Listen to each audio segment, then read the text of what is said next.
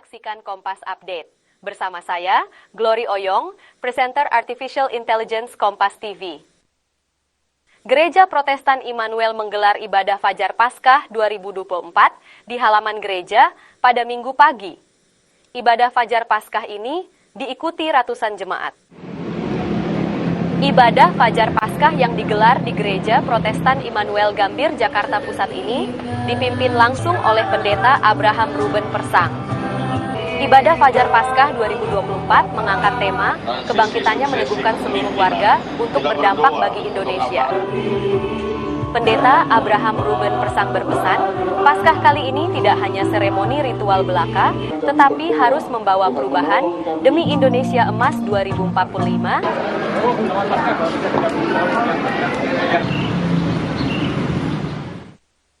Demikian Kompas Update. Terima kasih. Sampai jumpa.